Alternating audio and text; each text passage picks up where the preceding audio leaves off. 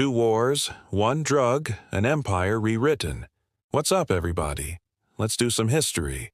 Britain is like, ooh, tea, so good. But then it's like, wait, where's all the silver gone? And that's bad, because it turns out Britain has a growing trade imbalance with Qing China, who they're only importing a little bit of and exporting a whole lot too. So Britain needs to find something cheap to import from China to balance out their books. And opium is like, hey, here I am, even though technically it was grown in India and smuggled into China. But whatever. The British East India Company was growing opium on plantations in India and then smuggling it into China through a network of smugglers. And this was not just a few small-time merchants, but a massive explosion of illicit trade. Some estimates say that by the 1830s there were over 30,000 Chinese involved in the opium trade. And it's not just that the British were growing more opium, or that the Chinese demand for it was growing either. It was also cheaper because the British had found a way to make the process more efficient. The result was that soon, basically everyone in China was addicted to the stuff. The Chinese government, which wasn't doing great to begin with, was now even more corrupt and ineffective. The entire economy was thrown into chaos and the social order was completely destabilized. So in 1839, the imperial commissioner Lin Zexu seized and destroyed over 1.5 million pounds of opium in Human, and then he appealed to Queen Victoria to end the trade. But she was like, nah, free market, bro. And also because opium was super profitable, it funded the entire British East India Company, and if that failed, well, Britain's got some other ventures in India that they kind of want to get started. So in 1839, the First Opium War kicks off, and this war is a total mismatch.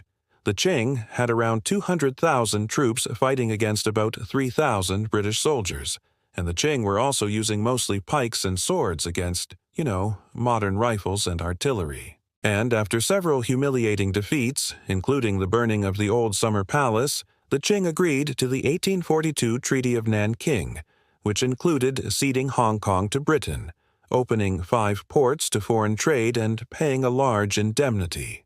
But even though the fighting was over, the peace was very tense. Foreign pressure on the Qing would only grow in the following decades. Christian missionaries gained access to inland China, and the number of foreigners living in China grew significantly. There were also several incidents where Chinese authorities harassed foreigners, which escalated in 1850 when a British businessman was killed in Guangzhou during what became known as the Arrow Incident. And this brings us to the Second Opium War, which starts in 1856 when Anglo-French forces invade China once again.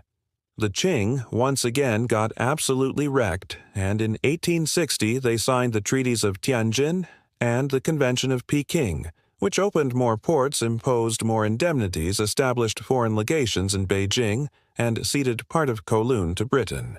These treaties are known as the unequal treaties, because they established extraterritorial rights in which foreigners were exempt from Chinese law and also gave the foreigners control over the tariffs in the treaty ports. In effect, these treaties severely limited Chinese sovereignty and made China a semi-colony of the West. But perhaps the most searing symbol of this humiliation was the burning of the old summer palace. After the First Opium War, the British came back to Beijing and were like, "We're going to burn your palace," and they did. They burned it to the ground. This humiliating defeat led to the decline of Qing legitimacy, and all the while there was a ton of turmoil within China as well, with rebellions and various factions vying for power. All this external pressure only compounded the internal problems. In the decades following the Opium Wars, many Chinese intellectuals began calling for reform, and some would even argue for a complete abandonment of the previous government in favor of a new one. And those debates would eventually lead to the Xinhai Revolution and the end of 2,000 years of imperial rule in China. In the long term, the Opium Wars had a huge impact on China. The humiliation and resentment over the unequal treaties would contribute to the rise of nationalism in the early 20th century. And the loss of Hong Kong would have a major impact on the geopolitics of the region for decades to come. However, it's important to remember that opium was just the spark. The real disaster was the tech gap, the corruption, and the larger power politics of the global system that was rapidly changing in the 19th century.